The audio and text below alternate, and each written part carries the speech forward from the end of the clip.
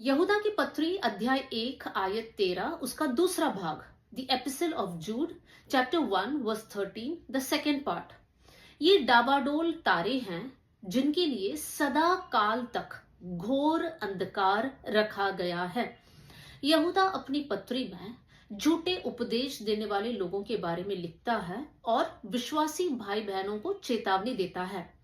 इस 13वीं आयत का दूसरा भाग में यहूदा ये झूठे उपदेश देने वाले लोगों की तुलना डावाडोल तारे के साथ किया है। वॉन्डरिंग स्टार्स मतलब ये तारे अपना जगह को नहीं पहचानते, उनको अपना मार्ग नहीं है, वो लोग अपनी मर्जी से कहीं भी जाते हैं, उनका अपना मंजिल नहीं है, अपना लक्ष्य नहीं है।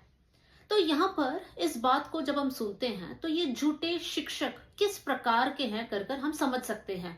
ये झूठे शिक्षक, इनका कोई मंजिल नहीं है, कोई लक्ष्य नहीं है, इनके जीवन में अनुशासन नहीं है। इनके जीवन के द्वारा बहुत सारे लोग प्रभु से भटक रहे हैं, विश्वास से गिर रहे हैं, लेकिन ये लोग अपनी इच्छा के अनुसार आगे बढ़ रहे हैं। तो मेरे प्रियो, यहाँ पर हमें सावधान होना है, क्योंकि बहुत सारे विश्वास में नए भाई बहन ऐसे हैं जो इन झूठे उपदेश देने वाले लोगों को देखकर वो लोग विश्वास से गिर सकते हैं। हमें हमारे जीवन को बहुत ध्यान पूर्वक आगे बढ़ाना है। हमारे जीवन के बारे में परमेश्वर का एक लक्ष्य है, एक उद्देश्य है। उस बात को समझकर परमेश्वर ने जो रास्ता हमारे लिए रखा है उसी मार्ग में हम लोग चलने वाले बन जाएं।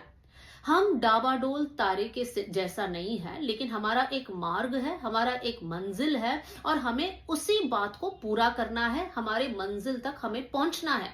हमारा मंजिल है अनंत जीवन, स्वर्ग राज्य।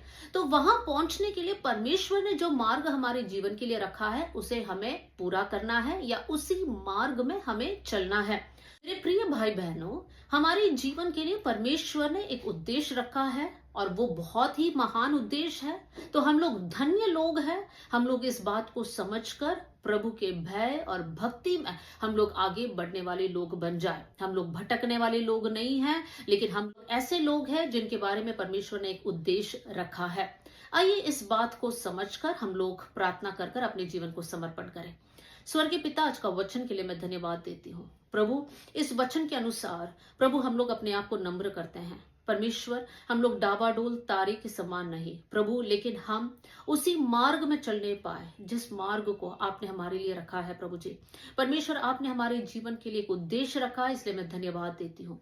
थैंक यू प्रभु, आपने हमारी प्रार्थना सुन लिया। आदर और महिमा आपको देते हुए प्रभु यीशु मसीह के नाम से हम मांगते हैं, आमीन।